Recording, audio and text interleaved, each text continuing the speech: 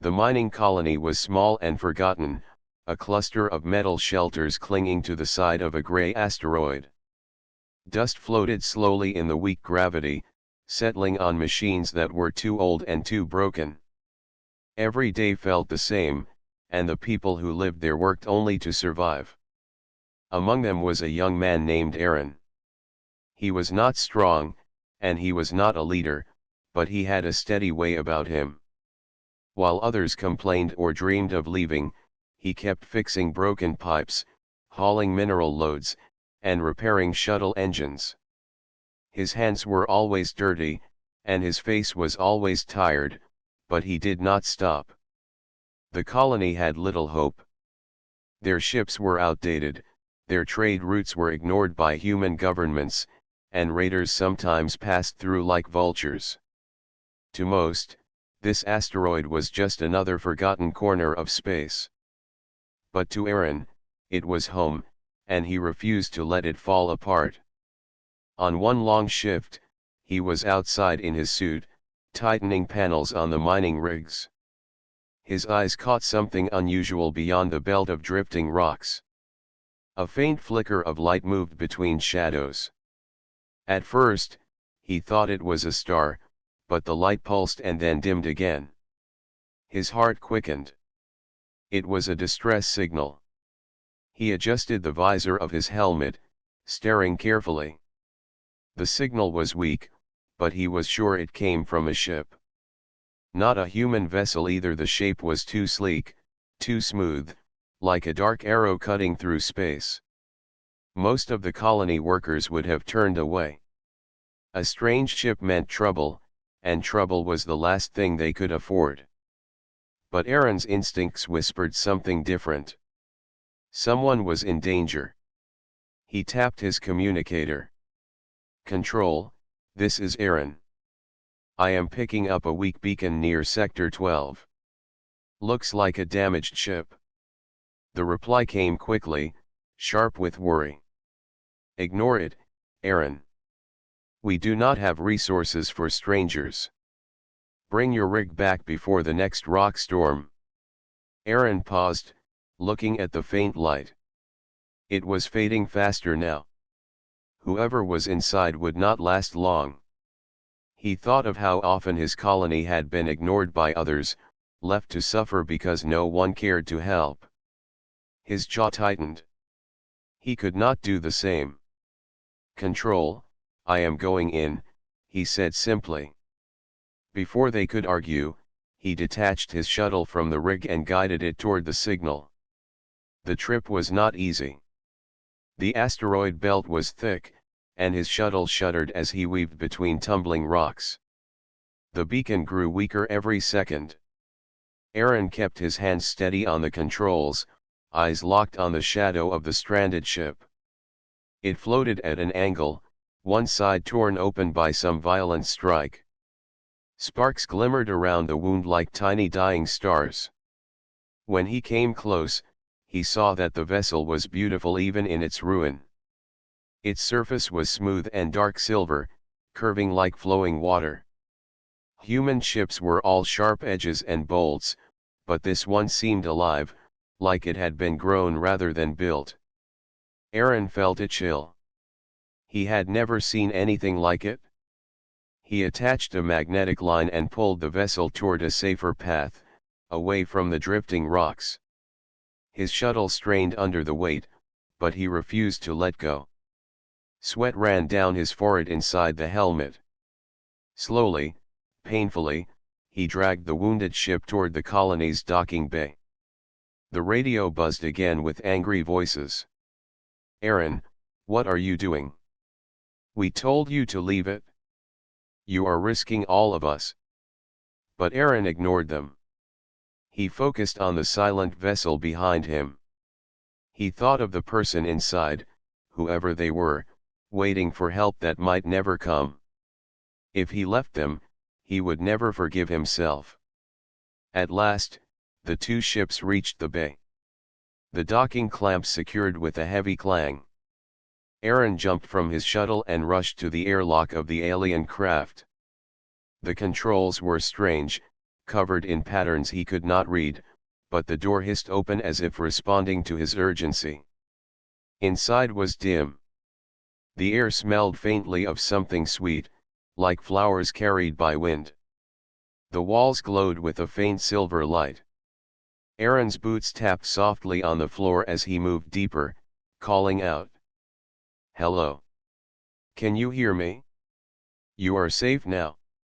There was no answer at first, only the quiet hum of failing power. He reached a chamber at the center and froze. On the floor lay a figure, covered in a flowing veil of shimmering cloth. The fabric sparkled softly, reflecting the pale light of the walls. For a moment, Aaron thought the figure was lifeless. Then he saw a hand twitch slightly. He rushed forward, kneeling beside her. The figure was tall, with delicate features partly hidden by the veil.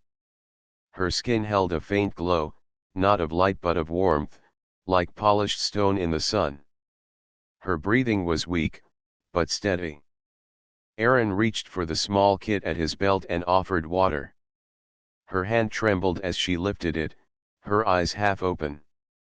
He saw that her eyes were unlike any human's, deep, shining like twin stars.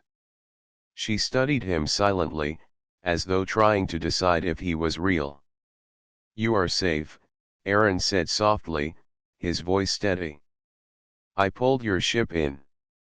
You are not alone."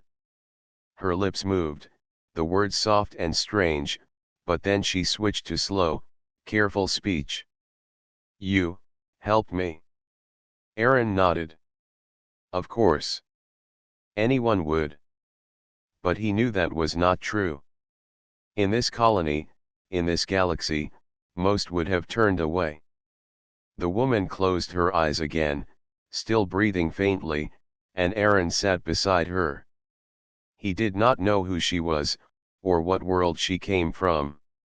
He only knew one thing: he had found her at the edge of death, and he would not let her slip away. Outside, the colony was already whispering in fear about the stranger.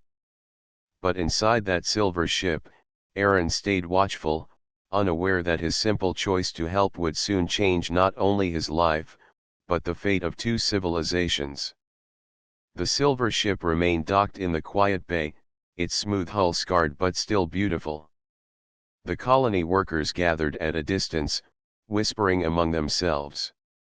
None of them dared to go inside, but all of them stared at it as if it were a creature from a dream.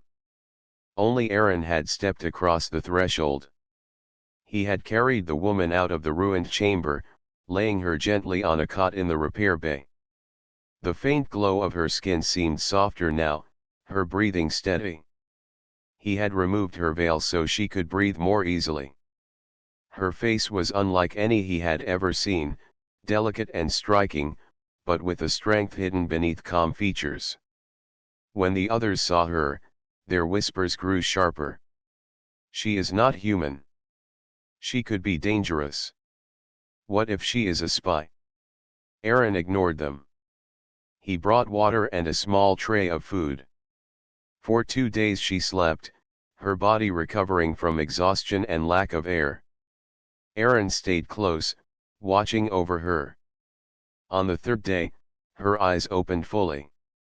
They were clear now, bright with awareness, and they fixed on him with steady calm.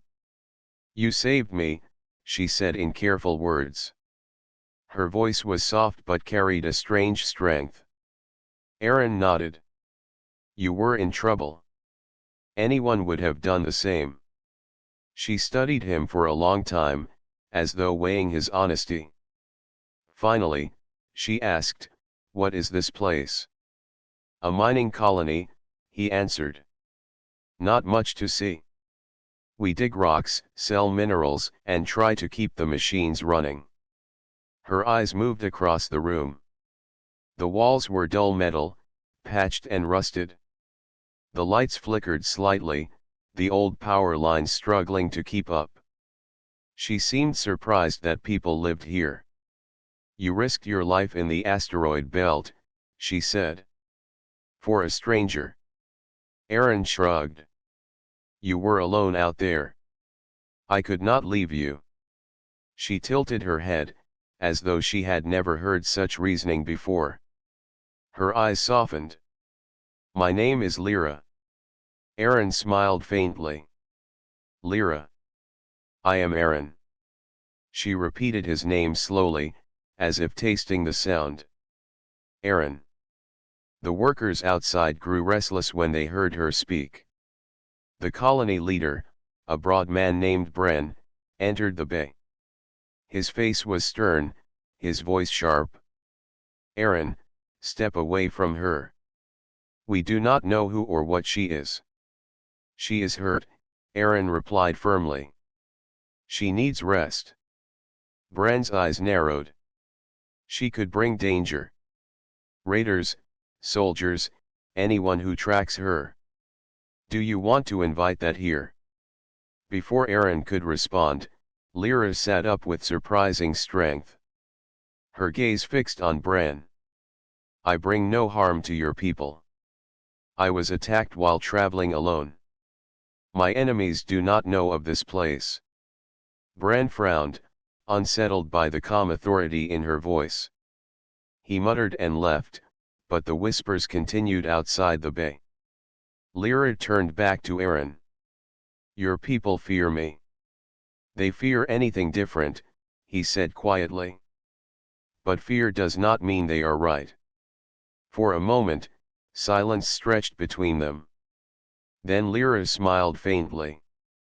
You are unusual, Aaron. The days that followed changed the colony in small ways. Lyra began to walk among the workers, moving slowly at first. She asked questions about the machines, the food, the struggles of the people. Many avoided her, lowering their eyes or stepping away. But some grew curious. They noticed that when she touched a broken tool, it hummed faintly as if responding to her presence. Her knowledge seemed vast, though she revealed little about her origin. One evening, Aaron found her outside, standing near the edge of the docking bay where the stars stretched endless and cold. Her veil fluttered softly in the artificial breeze of the life support vents. You could have left, Aaron said. But you stay. I stay because of you, Lyra replied. Her voice carried no hesitation. Aaron blinked, unsure what she meant. She continued, her eyes fixed on the stars. In my journeys, I have met many. Most seek something in return before they give.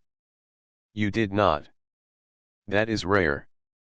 Aaron scratched the back of his neck, feeling a little embarrassed. It was nothing. I only did what I hoped someone would do for me.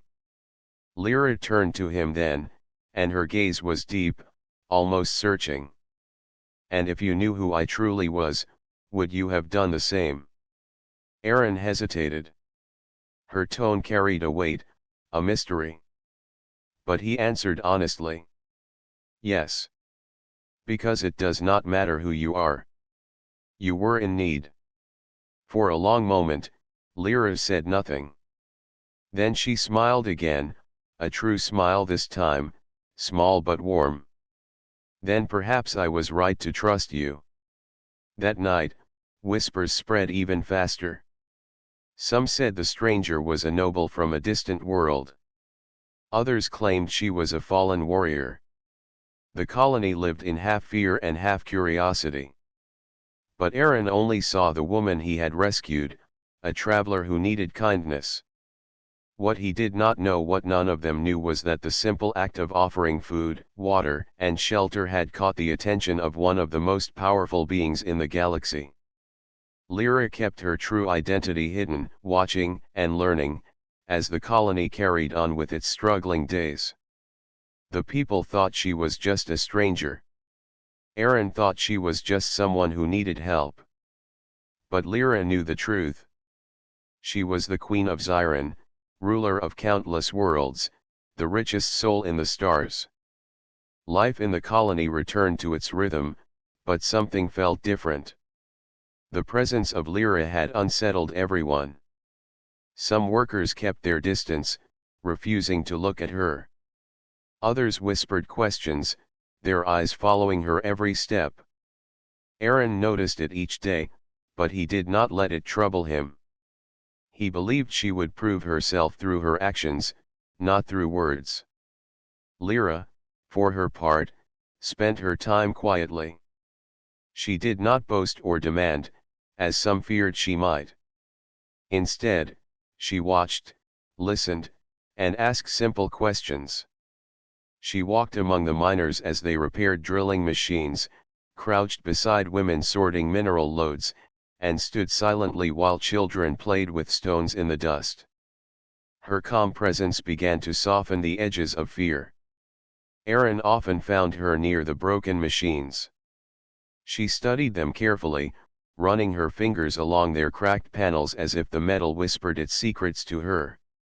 One afternoon, he caught her pressing her hand to a power core that had been dead for weeks. The core hummed faintly, and the lights flickered alive for a few seconds before fading again. "You did something," Aaron said, stepping closer. Lyra withdrew her hand, her expression unreadable. "I understand patterns. Machines are not so different from living things. They respond when treated with respect." Aaron tilted his head, half in wonder. "You could teach us. We are always fighting with these machines." Lyra's gaze lingered on him, thoughtful. "Perhaps. But I do not wish to draw attention to myself. Not yet." Still, Aaron saw the truth in her words. She carried knowledge beyond anything he had known. As days turned into weeks, a quiet bond formed between them. Aaron showed her how the colony survived, how they rationed water and shared food, how they patched machines with whatever scraps they could find. She listened carefully, her face softening when she saw the tired faces of the workers. One evening, Aaron led her to the outer ridges of the asteroid. The two of them stood in silence, gazing at the endless stars. The mining rigs clanged behind them, echoing through the thin air. Aaron's voice was low as he spoke. "We work until we break. The leaders of human space do not care. We are too far, too small. They send ships only when they want minerals, never when we need help." Lyra's eyes moved across the horizon of stars. "And yet you still find reasons to keep going." Aaron nodded slowly. "Because it is our home. If we do not care for it, who will?" Her gaze turned to him. In her eyes, there was something unspoken, something that carried both admiration and sadness. "You gave me more than shelter. You reminded me what it means to give without demand." Aaron blinked, unsure how to respond. "It was nothing." But Lyra shook her head. "It was everything." The next day, trouble returned. A storm of rock fragments swept through the belt, striking the colony's outer panels. Metal screamed as sections of the habitat cracked. Miners rushed to seal the breaches, shouting orders over the comms. Aaron was among them, dragging heavy plates into place. Lyra appeared at his side, calm in the chaos. Without hesitation, she pressed her hands against the damaged panels. The vibration slowed, the cracks sealed faster than the welders could work. Workers stared in shock, unsure whether to fear or trust her. When the storm passed, the colony gathered in the central hall. Bren, the colony leader, stood before the people, his voice sharp with suspicion. "She interferes with our machines," he declared. "We do not know what she is doing. We cannot risk her presence here." Murmurs rose from the crowd. Some nodded in agreement, afraid of her strange abilities. Others argued she had saved them from greater damage. Aaron stepped forward. "She kept the panels from tearing apart. Without her, we would have lost half the bay. Bran's eyes narrowed. And what if she brings greater danger? What if enemies follow her here? Before Aaron could speak, Lyra rose from her seat. Her voice carried quiet strength. If danger comes, it will come for me alone. Your people are not my enemies. I will not let harm fall upon them. Her words silenced the hall. For the first time, some of the miners looked at her not with fear, but with respect. That night, as the colony rested, Lyra sought Aaron. They met again by the docking bay, where her silver ship remained in silence. She stood with her veil drawn back, her face calm under the soft light. I owe you a debt, she said firmly. Aaron shook his head. You owe me nothing. But Lyra stepped closer, her eyes steady on his. You do not understand. In my world, debts are sacred. When life is given, life must answer. You gave me life when you saved me in the belt. That is not something I can forget. Aaron hesitated. He had never thought of his actions as anything great. To him, it was simple: someone needed help, and he helped. Yet he saw in her eyes that it meant more. You do not have to repay me, he said softly. If you want to stay, then stay. If you want to leave, then leave. That is your choice. Lyra's voice lowered, carrying a tone he could not quite read. Perhaps it is not choice. Perhaps it is fate. Aaron stood in silence, unsure what to say. The stars glimmered outside the bay windows, endless and quiet. He felt a strange weight in her words, as if something far larger than either of them was beginning to unfold. For Lyra, the debt she carried was not just to Aaron. It was to the truth of what he represented: kindness without demand, a gift that no wealth could purchase. She knew then that her path was no longer the same as before. The colony drifted back into uneasy calm after the storm. The machines were patched, the walls were secure again, and life returned to its usual rhythm of long shifts and quiet evenings. Yet something had changed in the hearts of the people. They now looked at Lyra with both fear and respect. They had seen her strength, and though they did not understand it, they could not deny it. Aaron noticed the shift most of all. Before, miners would whisper behind her back or turn away when she passed. Now, they stopped to watch her with cautious eyes, waiting to see what she might do next. Even Bren, the colony leader, grew more restless. He no longer shouted openly against her, but Aaron could see the suspicion in his gaze whenever she was near. One morning, Aaron walked with Lyra through the narrow corridors of the colony. The metal walls were scratched from years of use, and the floor panels groaned under their steps. Children peeked from doorways, their small eyes wide with curiosity. Lyra smiled softly at them, and though they quickly ran back inside, Aaron noticed their fear was mixed with fascination. You do not need to keep proving yourself, Aaron said quietly. You already helped us more than most would. Lyra's expression remained calm, but her eyes lingered on the workers they passed. Your people are strong, but they suffer too much. You should not have to fight for scraps when the galaxy is filled with plenty. Aaron gave a tired shrug. That is the way it has always been. Big worlds take the wealth. Small colonies are forgotten. Her gaze sharpened.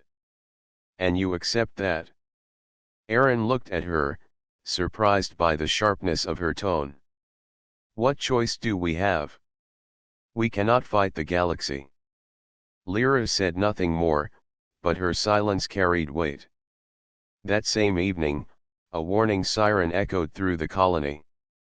Aaron rushed to the main bay with the others, and his heart sank at the sight on the monitors. Raider ships were approaching. They were fast, ugly vessels painted in dark colors, their weapons already charged. Panic spread through the miners. They had no warships, only a few shuttles and defense turrets too weak to hold off raiders for long. Bran shouted orders, trying to prepare barricades, but his voice cracked with fear. Aaron turned to Lyra. She stood still, her eyes fixed on the monitors. Unlike the others, she showed no fear. "You should hide," Aaron told her quickly. "If they see you, they might try to take you." Her eyes moved to him, calm and steady. "If they see me, they will regret it." Before he could ask what she meant, the raiders arrived. The colony shook as the first blast struck the outer walls. Lights flickered. Workers screamed. The raiders' voices filled the comms, mocking and cruel, demanding surrender and treasure. Bran tried to negotiate, but the raiders only laughed and prepared to breach the docking bay. Miners scrambled for cover, clutching tools like weapons, knowing they stood little chance. Then Lyra stepped forward. She walked calmly to the center of the bay, her veil falling back from her face. The glow of her skin caught the light, and for the first time, the entire colony saw her without concealment. She raised one hand, and a sudden wave of energy pulsed from her palm. The docking doors rattled as if struck by a storm. The raiders' ships outside flickered, their engines stuttering. Alarms blared from their vessels as systems failed. Within moments, their weapons went dark, their ships drifting helplessly in space. Silence filled the bay. The miners stared in shock. Aaron stood frozen, unable to believe what he had just seen. Lyra lowered her hand slowly, her voice clear and steady. "Your colony will not fall today." Bran's mouth opened, but no words came out. The others whispered, their fear now mixed with awe. Some dropped to their knees, not from command, but from sheer disbelief. Aaron stepped forward at last. "Lyra, what are you?" She turned to him, her gaze steady. For a long moment, she seemed to weigh her answer. Then she spoke, her words calm but filled with truth. "I am Lyra of Xiren. Queen of the Xiren Dominion. Ruler of worlds, protector of systems, and keeper of wealth beyond measure." Gasps rippled through the crowd. Aaron felt his chest tighten. He had heard of Xiren only in whispers, an empire so vast and rich that no human nation dared challenge it. The queen of that empire was spoken of like a legend, untouchable and distant. And yet, here she stood in their broken colony, the same woman he had pulled from a dying ship. "You are a queen," Aaron said softly, almost to himself. Lyra nodded. "Yes. But here, I was only a traveler in need. And you chose to help me without knowing who I was." The miners looked at Aaron with wide eyes. Bran, usually loud, stood speechless. For a moment, the entire colony seemed frozen between fear and wonder. Lyra's voice grew stronger. "You have suffered too long in silence. That ends now. The raiders will never touch this place again. As long as I draw breath, you are under my protection." The crowd erupted in stunned murmurs.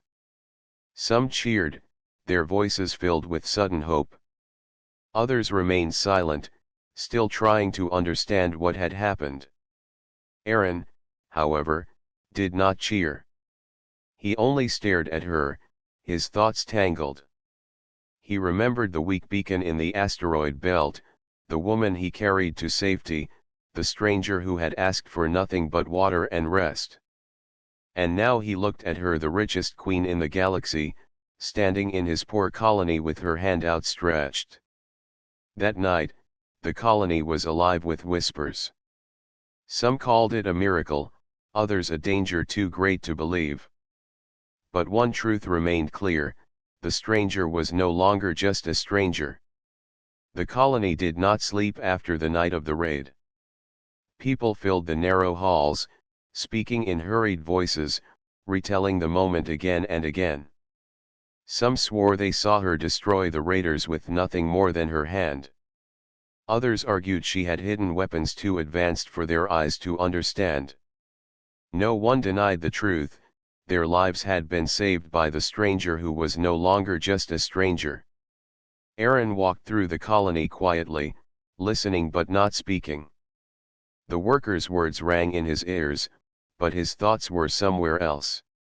He could still see her standing in the docking bay, her veil falling, her power spilling into the air like a storm. He had saved her life, yet it was she who had saved the colony in return. By morning, the crowd demanded answers. Bren, the colony leader, called for a gathering in the central hall. Everyone came, from the youngest child to the oldest miner. The air was tense, filled with both fear and excitement. Lyra entered the hall with Aaron by her side. She did not wear her veil now. Her presence filled the room without effort, and silence spread as she moved to the center. She stood tall, calm, and regal, though she did not raise her voice. "I will speak plainly," she said. "I am Lyra of Xiron, queen of my people, ruler of many worlds. I came here not to command but to survive. Aaron gave me aid when I had nothing. Because of him, I stand here today." Her gaze swept across the hall. The miners leaned closer, afraid to miss a word. "Your colony has been forgotten by those who should protect you. You suffer without reason, living with broken machines while others live in endless comfort. This will not continue. From this day forward, you are under my protection. No raider, no thief, no enemy will dare touch you again." The hall erupted in gasps. Some shouted with joy. Others wept openly, their fear breaking into relief. For the first time in years, hope filled the air like fresh breath. Aaron watched quietly, still trying to grasp what was unfolding. When the cheers faded, Lyra lifted her hand for silence. Her eyes found Aaron. "There is more," she said softly. "Aaron, step forward." The crowd turned to look at him. Aaron hesitated, then moved to stand beside her. "This man saved me," Lyra declared. "He saw a broken ship in the dark and chose to help, knowing nothing of who I was. He asked for nothing in return.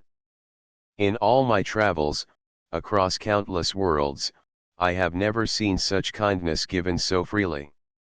Because of that, I offer him what I have never offered anyone before." She turned to him fully now, her eyes steady and bright. "Aaron, I offer you anything you desire. Wealth, rank, a place among the rulers of my empire. Speak, and it shall be yours."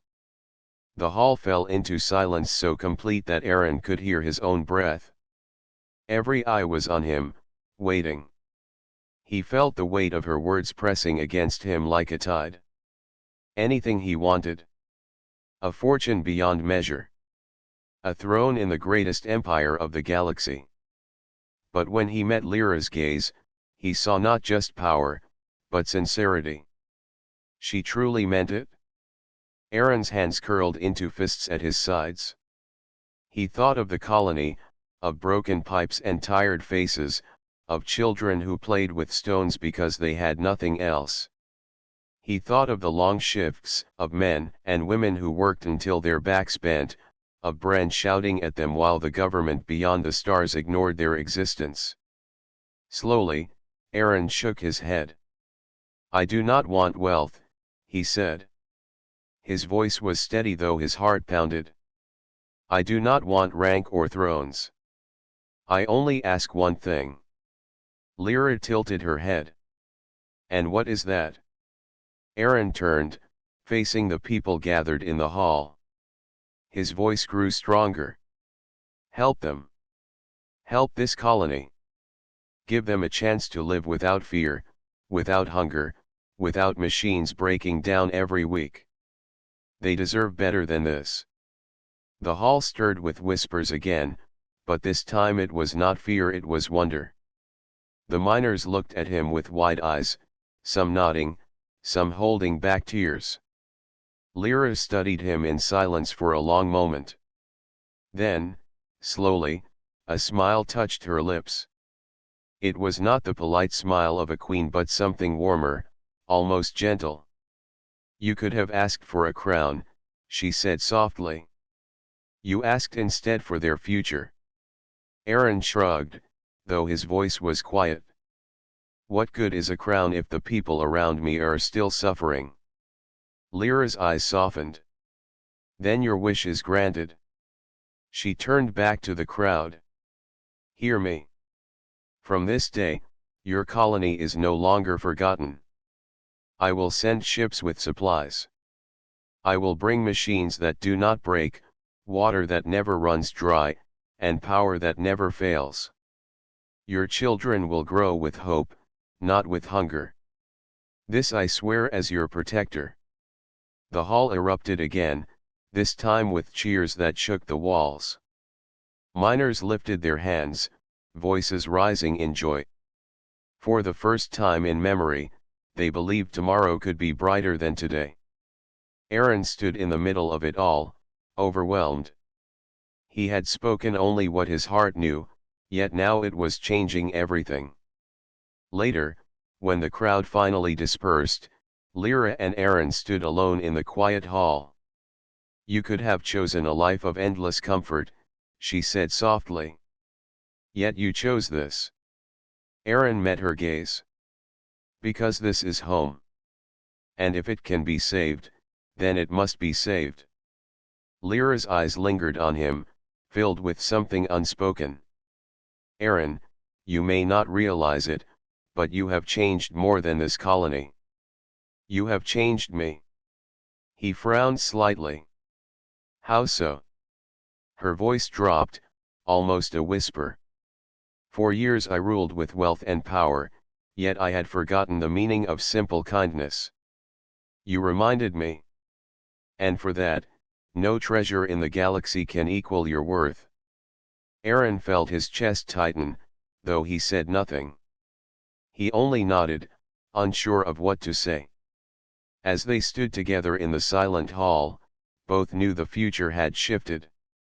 For Aaron, it was the chance to see his people thrive. For Lyra, it was the discovery of something even greater than power. The galaxy was vast, filled with riches and crowns. But in that forgotten colony, a bond of trust and kindness had been forged, one that would echo far beyond the stars. Darren walked slowly beside the alien queen across the silver fields of her palace planet. Every step echoed in the wide hall, and the tall columns shimmered with light from the twin suns. He could feel the weight of the moment pressing on him. For the first time in his life, he had to make a choice that could change not only his life but the fate of countless worlds. The queen moved gracefully beside him. Her presence was powerful, yet calm. She had been watching him since the day he had helped her ship. She had seen his courage, his honesty, and his kindness. Now she wanted to see what he would do when given the greatest opportunity any human could imagine. You have a rare heart, Darren, she said, her voice low and steady. Most humans would seek gold, power, or comfort. You did not. That is why I offer you a chance that very few ever see. Darren kept his eyes on the ground. He felt a mixture of fear and pride. He had never expected such words. The queen had already told him who she was, and he knew the truth. She could give him anything. Any fortune. Any title. Any power. Yet he wondered if taking it would make him the person he truly wanted to be. I don't know what to say, Darren replied honestly. I never wanted to be rich. I only wanted to help. I didn't think it would matter to someone like you. The Queen smiled faintly. It matters more than you know. In a galaxy filled with greed and selfishness, one person who acts without expectation is a treasure beyond value. That is why I need someone like you. Not as a servant, not as a soldier, but as a partner who can guide me with wisdom and honor. Darren looked up and met her eyes. They were deep and calm, yet filled with something he could not name. He saw the weight of responsibility in them. He also saw hope. He realized that if he accepted, he would be stepping into a world far larger than anything he had known. He would face challenges that could break him. Yet, he also understood that he could do something meaningful. Something that mattered to more than just himself. I have lived my life simply, Darren said slowly. I worked hard, I helped where I could, and I never wanted much. But, if I stay with you, will I still be me? Will I still do what is right? The Queen stopped walking and turned to him fully. That is the true test, she said. Wealth and power can corrupt. But wisdom, courage, and compassion, they cannot. You will be tempted, Darren. You will see others take what they want by force or fear. You will have to make choices that are not easy. But if you remain true to yourself, you can make a difference that no one else can. Darren nodded. He thought of the people on the mining moon, of those who lived in fear across the colonies, of the simple joys he had always valued. He realized he could take the chance without losing himself. He could guide the Queen with honesty. He could help make the galaxy better, one decision at a time. I will go with you, Darren said finally, his voice steady. Not for gold, not for power, but to do what is right. I will help you rule, not rule for myself. The Queen's eyes softened. That is all I ask. That is enough. Together, we can bring fairness and hope to worlds that have never seen it. You may think you are small, Darren, but your courage and heart are larger than the riches of any empire. As they continued walking, the palace seemed to open before them. Courtyards filled with strange plants, fountains of glowing water, and towers reaching high into the sky surrounded them. Darren marveled at it all, but he did not feel overwhelmed. He felt determined. He felt ready. The Queen spoke again, her voice gentle but firm. There will be challenges. Some will try to stop us. Some will want to use wealth and fear to rule. You will have to be patient, wise, and sometimes bold. But you will not be alone. I will rely on your judgment, your honesty, and your heart. Darren looked at her and felt a deep sense of purpose. He thought of all the moments that had led him here, the hard days on the mining moon, the fear in the eyes of those in danger, the choices he had made to help others without expecting anything in return. It all mattered. It had prepared him for this. I understand, he said. I will do my best. I will not let fear or greed guide me. I will guide with honesty, and I will help you guide this galaxy. The Queen nodded. That is why I chose you. You are human, and yet you hold a wisdom that even I do not see in many of my own kind. You remind me that strength is not just power, and leadership is not just wealth. True strength is courage, and true leadership is honor. Darren smiled slightly. For the first time, he did not feel small. He felt like he belonged. He felt that even a human from a humble background could make a difference.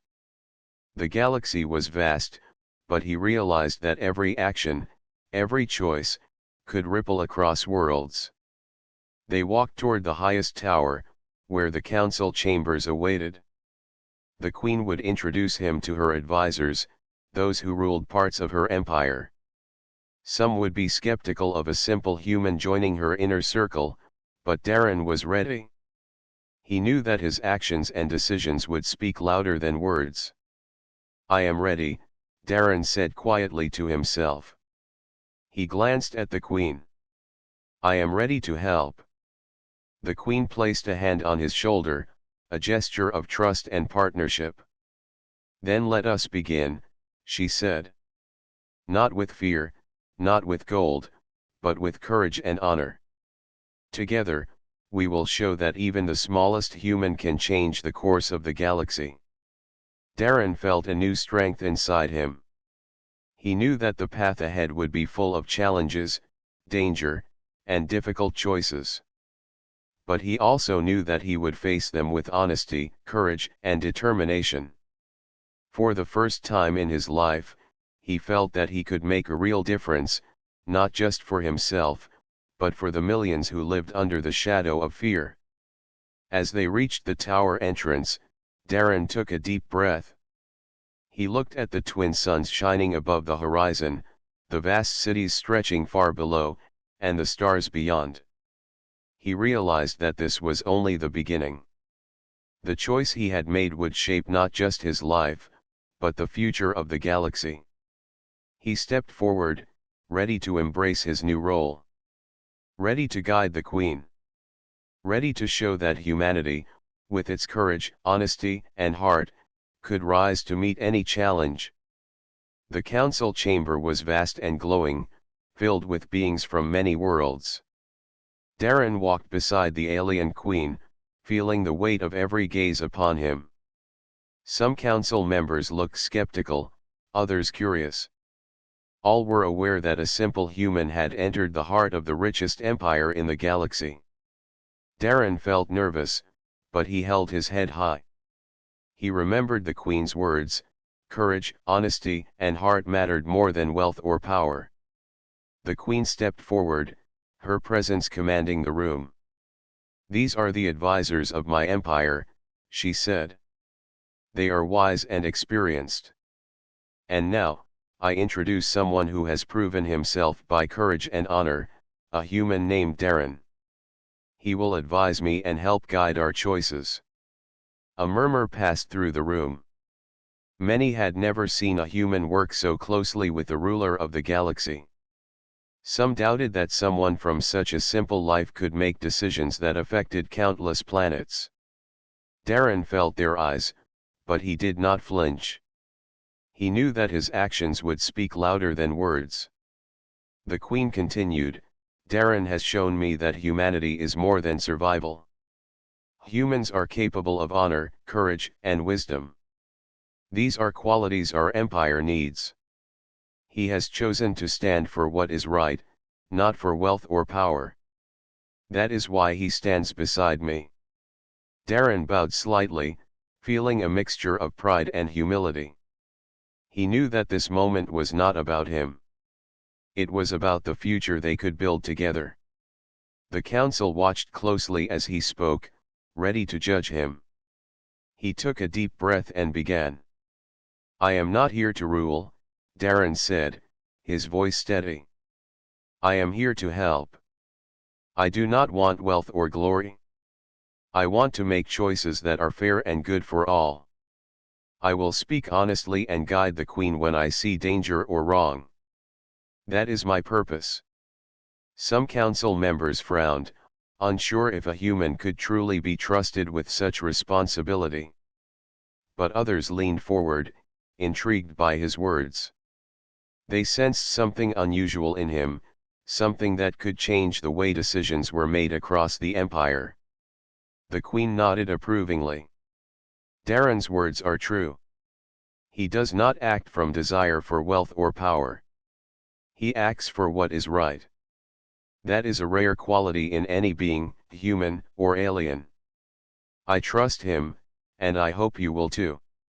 A tall advisor, with blue skin and silver eyes, stepped forward. "If what you say is true, Queen, this human has already shown courage. But can he handle the weight of ruling? Can he guide us through threats and challenges we cannot even imagine? Darren met the advisor's gaze without fear. I may not know everything, he said. I may make mistakes. But I promise to always speak the truth, to fight for fairness, and to help the Queen make the best decisions for everyone. That is all I can give. The room was silent for a moment. Then another advisor, smaller and with golden wings, spoke. Courage and honesty are stronger than gold or armies. If he has these qualities, perhaps he is exactly what we need. The Queen smiled. You see, even the smallest human can inspire change. Darren reminds us that strength is not only in power, but in heart and mind. In the following days, Darren began working with the Queen and her council. He learned about politics, trade, and the many worlds under her rule. He asked questions, offered suggestions, and sometimes disagreed when he thought a decision was unfair. At first, some council members resisted. But soon, they realized that his insights were clear and honest. His perspective reminded them to think of those who had no voice, the people living far from palaces and riches. Darren also traveled with the Queen to some of her planets. He saw cities struggling with poverty, colonies rebuilding after wars, and communities threatened by outside forces. He helped create plans that gave hope to people who had lost it. He helped design new systems of fairness and protection. Slowly, the galaxy began to notice the change. Stories spread of the human who guided the Queen with wisdom. People began to trust the Empire more, knowing that decisions were not made for greed or selfish gain. Traders respected them, settlers felt safe, and even distant planets started sending ambassadors. The human, once unknown, became a symbol of hope. One evening, after a long day of council meetings and planning, Darren stood on the balcony of the palace. The twin suns were setting, painting the sky with gold and orange. The Queen joined him, her hand resting lightly on his shoulder. You have changed many things, she said softly. Not because of force or wealth, but because of your courage and heart. Humanity has left its mark on this empire, and I have seen what one person can do. Darren looked out at the horizon, feeling the wind on his face. I only did what I thought was right. I never imagined it would make such a difference. The Queen nodded. That is the true power of humans. Not strength or money, but honesty and courage. You have shown me that even the simplest choices can ripple across the galaxy and inspire hope in ways no one expected. Darren smiled quietly. He felt proud, but not proud of himself. He felt proud of humanity and the possibilities that could come when people acted with heart. He realized that even one person, willing to do what is right, could change the course of history. Over time, the empire flourished. The Queen relied on Darren's guidance in difficult times. She still ruled with her wisdom and experience, but now, humans across the galaxy had a voice in her decisions. The empire became fairer, stronger, and more just. People looked to Darren as an example of courage, honesty, and hope. One day, standing on the palace balcony, Darren thought of the mining moon where it had all begun. He remembered helping a stranger without knowing who she was. He realized that a simple act of kindness had changed everything. The Queen had trusted him, and he had trusted himself. Together, they had built a future where hope could grow, even in a galaxy full of challenges. The twin suns dipped below the horizon, and the stars began to shine. Darren and the Queen stood together, watching as light spread across the sky. The galaxy was vast and full of unknowns, but he no longer felt small. He knew that humans, with courage and heart, could rise to meet any challenge. And so, the story of Darren, the human who helped the richest queen in the galaxy, became a legend. A reminder that courage, honesty, and kindness could change even the most powerful worlds. One person could make a difference. One heart could inspire hope.